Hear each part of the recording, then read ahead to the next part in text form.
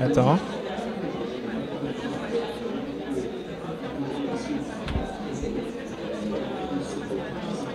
Vous êtes en direct. Mesdames et messieurs, nous sommes de retour sur le salon OZ, qui est le salon effectivement des chefs d'entreprise et des porteurs de projets. Et nous avons la grande chance de recevoir Madame Marie-Noëlle Kataï. Oui, c'est une très grande chance, Madame Marie-Noëlle Kataï, puisque ça fait très longtemps que vous connaissez, en tout cas à la CCIM, et les actions que vous menez vis-à-vis des porteurs de projets et des chefs d'entreprise. Est-ce que vous pourriez nous dire un peu la thématique sur laquelle vous étiez revenu ce matin? Oui, alors ce matin, je suis intervenue sur comment intégrer l'international dans le business model de l'entreprise à son démarrage, donc à sa création. Dès la création? Dès la création. L'idée, c'est de donner une vision à plus long terme au chef d'entreprise sur son activité. Lui donner des perspectives d'évolution, de croissance, mais dès le démarrage, de façon à ce qu'il se prépare à ensuite accompagner le développement de son entreprise en intégrant cette internationalisation. Alors quand on parle d'international, ça peut être du régional, c'est sortir de la Martinique en tout cas, c'est avoir cette vision au moins régionale et ensuite éventuellement avoir cette vision internationale. Mais en quoi c'est important justement d'avoir une vision internationale dès la création? Alors c'est important parce que on sait, nous sommes sur un marché insulaire, donc une population limitée qui en plus est en décroissance. Donc ça veut dire des consommateurs qui sont en diminution et une population jeune qui part. Donc des consommateurs en fonction de l'activité, ça peut être très négatif pour une entreprise qui se lance et dont la cible est les jeunes, de pouvoir envisager de se développer convenablement sur notre territoire. Donc c'est important. Donc du coup, effectivement, on voit maintenant qu'il y a une stratégie qui est plus de régionalisation. On parle de Martinique, Guadeloupe, Guyane, à moins d'1 million d'habitants à peu près. Ouais. Et du coup, c'est la nouvelle stratégie pour pouvoir avoir une entreprise pérenne? On l'a vu pendant le Covid. On a vu que les entreprises qui ont beaucoup plus résisté à la crise, ce sont des entreprises qui travaillaient déjà avec au moins les Antilles, Guyane, voire quelquefois la Réunion, et ensuite avec des marchés internationaux. Ce sont celles qui ont pour la plupart, mis à part l'agroalimentaire, dans le domaine de l'agroalimentaire, mais toutes les entreprises qui ont beaucoup plus résisté à la crise, ce sont ces entreprises, c'est ce type d'entreprise-là. Vous avez des exemples de réussite à ce niveau ou pas? Oui, on a des entreprises par exemple qui étaient dans le domaine du bâtiment avec des marchés à l'extérieur qui ont pu se reporter parce que même si les frontières étaient fermées, alors à un moment donné, quand l'activité a repris, nous, ça a été beaucoup plus lent à reprendre, alors que sur d'autres marchés, ça a été plus rapide. Donc, le fait d'avoir une implantation à l'international a permis à cette entreprise de pouvoir continuer à travailler. Nous avons également pu travailler à distance aussi avec des entreprises, donc sur de la prospection à l'international. Donc voilà, ce sont tous ces exemples qui nous font dire que il faut, et puis on le voit aussi parce que quand on accompagne les entreprises, on se rend compte qu'on construit un modèle d'affaires sur un marché local, donc avec un marché délimité. Et puis par la suite, on se rend compte que l'outil de production qu'on avait envisagé sur le marché local, il est sous-dimensionné pour aller à l'international. Mais ça, on ne l'avait pas anticipé. Donc c'est pour permettre l'anticipation d'un développement de son entreprise que nous appelons de nos voeux évidemment pour chaque entrepreneur. Alors nous accompagnons, la CCI Martinique accompagne les entreprises de la création à leur développement en passant et ensuite à leur développement international. Nous avons plusieurs outils, donc nous avons un service qui s'occupe spécifiquement des entreprises en création avec les vendredis de la création, 5 jours pour entreprendre. Donc ce sont des outils qui permettent de bien structurer son projet et de le faire évoluer dans le temps. Ensuite, on le passe à notre service développement de l'entreprise, donc qui va stabiliser le développement de l'entreprise. On va avoir aussi la transmission, puisqu'on a aussi un phénomène de vieillissement de la population des entrepreneurs. Et donc, il y a la nécessité de transmettre son entreprise. Et puis, à des jeunes qui veulent se lancer, à reprendre les entreprises, des jeunes ou des moins jeunes qui veulent reprendre. Et puis le développement international qui me concerne particulièrement, puisque moi je dirige le pôle international, qui est un accompagnement dès le début, c'est-à-dire on va passer par aussi la formation, donc on passe par la sensibilisation à l'international, la préparation des entreprises qui va passer par de la formation. Maintenant on a des outils digitaux, on fait de la formation digitale, mais à la sensibilisation à l'international, et puis jusqu'à le diagnostic export, la stratégie à l'international, le plan d'action, le financement aussi de sa démarche à l'international, et puis des dispositifs comme Erasmus Jeunes Entrepreneurs qui permettent à des jeunes entrepreneurs d'aller faire une expérience de 1 à 6 mois dans une entreprise plus confirmée à l'étranger. Donc tous ces dispositifs sont là pour que nos entreprises passent le cap des 3 ans. Le fameux cap des 3 ans. Le fameux cap des 3 ans et deviennent des entrepreneurs épanouis, confirmés, développés et créateurs d'emplois. Du coup, si on pouvait faire une photographie du marché, comment on est en ce moment en Martinique? En Martinique, on est en légère reprise, puisque bon, on était quand même... on était dans après la crise Covid, on a beaucoup souffert de la crise Covid. On est en reprise en termes de création, mais aussi on a beaucoup d'entreprises qui ferment parce qu'elles n'ont pas pu résister, même sur le long terme. Elles ont passé un cap et puis ensuite elles n'ont pas pu résister aux impacts du Covid et maintenant de la guerre, enfin des conséquences de la guerre en Ukraine et de l'inflation. Mais on a une légère reprise et ce salon est justement là pour apporter des opportunités à ces entrepreneurs, leur faire connaître les différents acteurs de l'accompagnement des entreprises, puisque nous sommes quand même nombreux sur le territoire. Nous sommes d'ailleurs réunis en un seul réseau qui est mené par Martinique Développement et qui nous permet justement d'accompagner en fonction de la thématique, de mieux accompagner l'entreprise. Donc on est là pour redonner nous sommes là pour redonner cette dynamique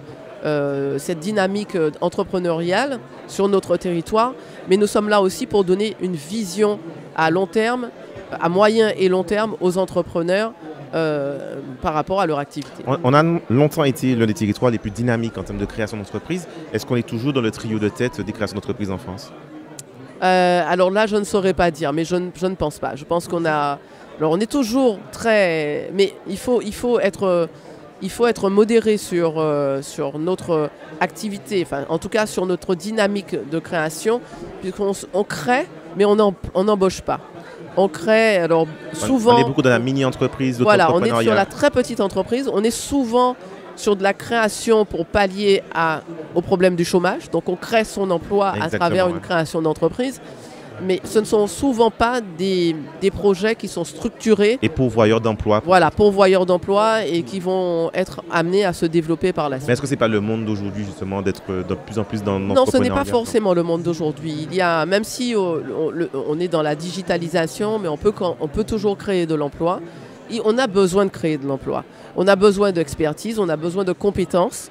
Donc il faut faire appel à des compétences à l'extérieur. Donc un chef d'entreprise, il ne peut pas tout faire.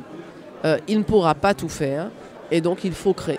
Même un emploi. Ce matin, on le disait en ouverture, si chaque TPE qui n'emploie personne employait un salarié, on n'aurait plus de problème de chômage. C'est vrai? Voilà, c'est cela, oui. Du coup, quels sont les secteurs porteurs en 2023, vous qui avez une vision un peu locale et internationale? Alors évidemment... À part l'agroalimentaire, on en a parlé. À part l'agroalimentaire, on est sur la cosmétique aussi. Beaucoup, alors on a vu que les secteurs qui n'ont pas subi la crise, ce sont souvent les secteurs du luxe. Oui. Le secteur du luxe n'a pas subi la crise. Il a fonctionné au niveau national, même international.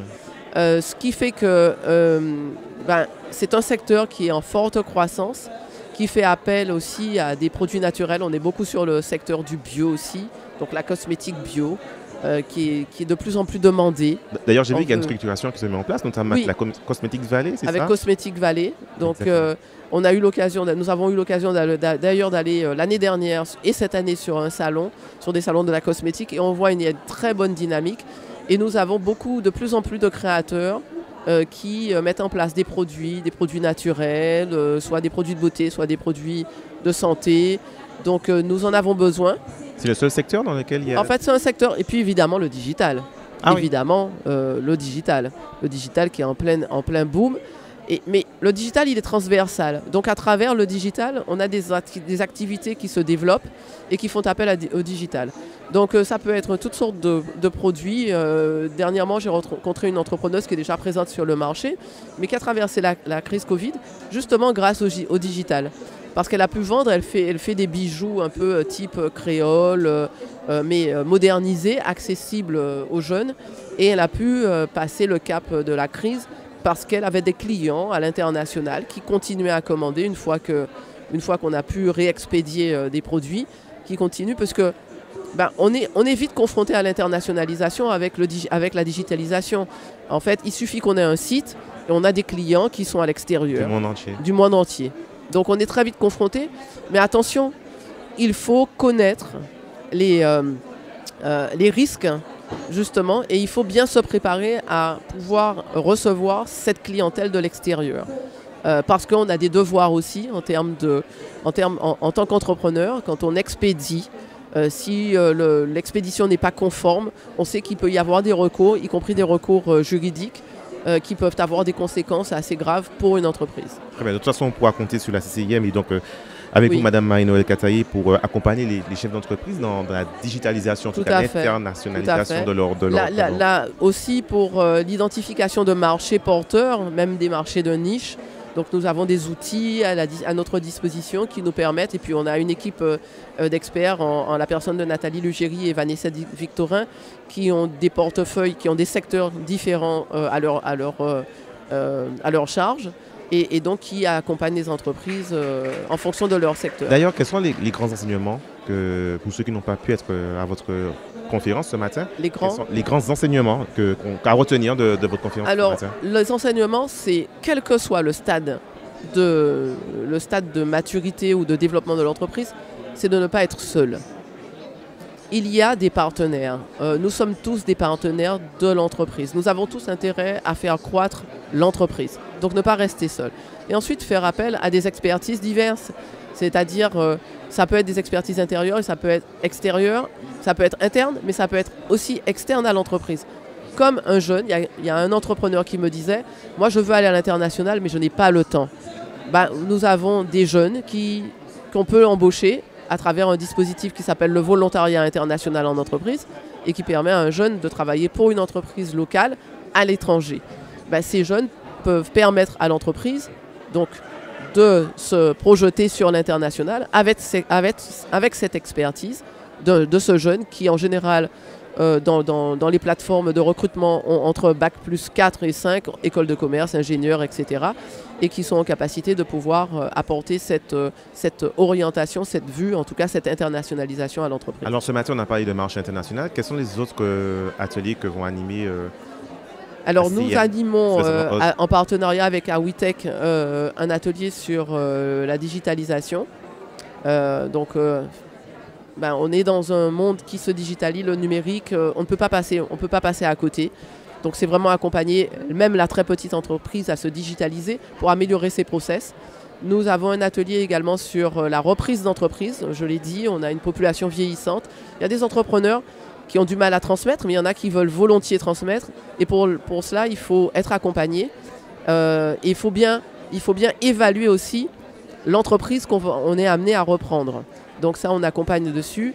Et puis, bien entendu, sur la gestion de l'entreprise. Donc nous avons également une intervention sur bien gérer les outils de gestion, de bonne gestion de son entreprise. Alors des conférences qui auront lieu aujourd'hui et demain. Dans tous les cas, on pourra toujours vous rencontrer sur le stand de la CCIM qui est présent. Nous sommes présents effectivement en Salon Caraïbes, la CCIM. Donc nous sommes présents à peu près tous les services, y compris la formation, puisque nous avons Skill for Campus, qui fait une offre de formation relativement large pour les salariés, pour les entrepreneurs et aussi pour des jeunes. Donc nous sommes présents sur le stand de la CCIM. Vous l'aurez compris, vous qui nous regardez, la possibilité de nous rejoindre sur le Salon OZ aujourd'hui et demain et de rencontrer Madame Marie-Noëlle Kataï, qui est spécialiste, on va dire, de la question internationale. Sur l'international, oui, plus spécifiquement. En tout cas, merci beaucoup. Nous, on se revoit dans quelques instants avec un nouvel intervenant et ce sera justement un entrepreneur qui nous parlera de son parcours d'entrepreneur. Merci beaucoup Madame Marie-Noëlle Kataï. Merci à vous. On se dit à tout à l'heure. Bientôt. Merci.